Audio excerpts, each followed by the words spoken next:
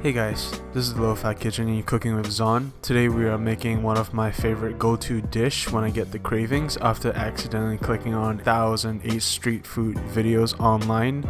It is called Mapo Tofu and it's from Sichuan cuisine in China, where they all have their dishes doused in this very flavorful pepper, creating this very addictive bite.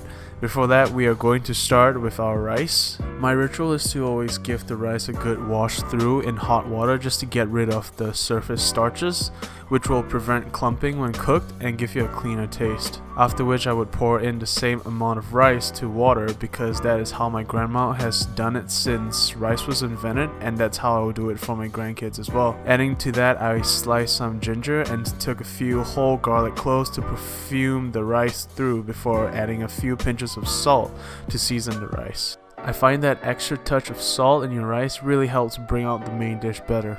Alright, now for the main stuff, tofu and ground beef. Honestly, everything else added into this is just to elevate their flavors into what Mapo Tofu is, so we're going to just use a touch of ginger, shallots, spring onions, and garlic minced together to cook down into a paste. For prep, we first nip off the ends of the shallots and peel away the first layer, same for the green onions with just cutting off their roots, and finally for the ginger, we're going to use a spoon to scrape off its skin, releasing its aroma. Then using a knife we slice off any wonky bits that's left on the ginger. We then use a mandolin to slice all the ingredients as thinly as we can to make the cuts uniform first, as this prevents any large chunks remaining in your mince. After which we're going to take our knife to slice our remaining green onions and garlic, making sure to tuck your fingers in to keep all 10 of them at the end of the day. Always go slow when chopping to increase your confidence in holding the knife before increasing your speed and ego. Then what we're going to do is pile all the sliced ingredients together to palm over for chopping. You always want to allow your knuckles to direct your knife through, that way you are able to feed your ingredients into the knife in a safe and orderly fashion. Then from there, it is really just about running your knife through until you're happy with your mince.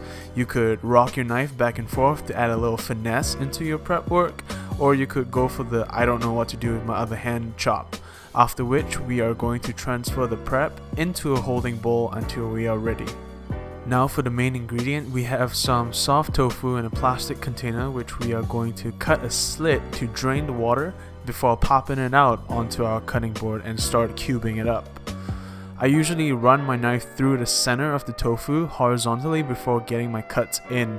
What you're looking for are nice bite-sized cubes, which will also absorb flavor faster given its size. If you want to do it correctly, always start by cutting it in halves before cutting your halves in halves to get a more standardized shape. I just eyeballed it and transferred it onto a small plate because nobody's gonna hold a ruler up to it. So next we grab our nice little shiny pan and set it on this portable cooker before oiling it up and heat it until it is just under smoking. You can tell it's ready when you can't hover your hand over it for more than a second.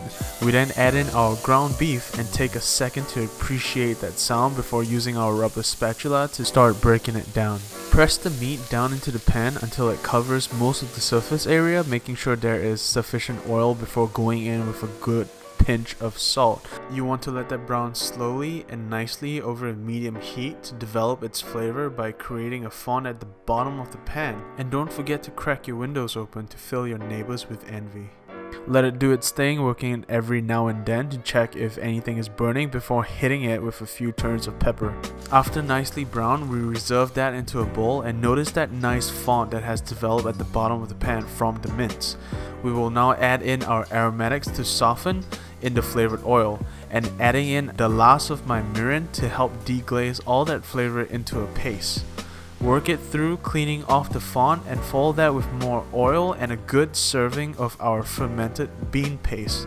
It is almost always sold in Asian supermarkets in the aisle with the mystery sauces, and after which I'm going to add in a dollop of Sichuan sauce made from their peppercorns, giving it a good stir through to combine the ingredients well.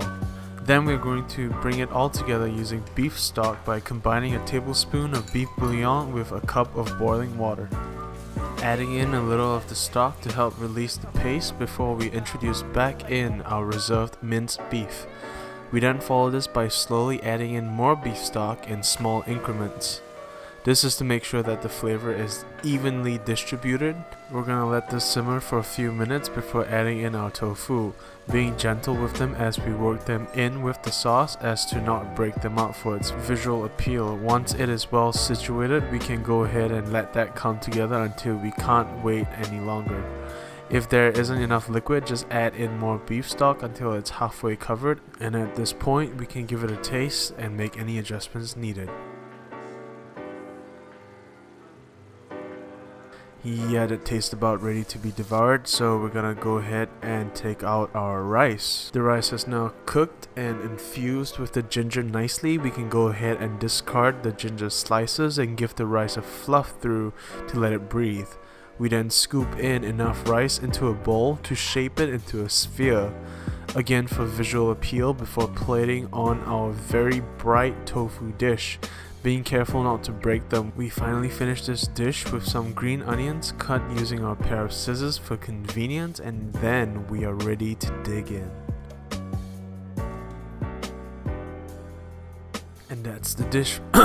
And that's the dish for you. Great ingredients brought together, sitting in an intense bed of spicy liquid over some warm white rice. I am honestly getting hungry for this again as I am editing the video for you. Hey guys, thanks for watching my video this week. I'm glad I finally got this out for you guys to enjoy, as I really do like this dish personally.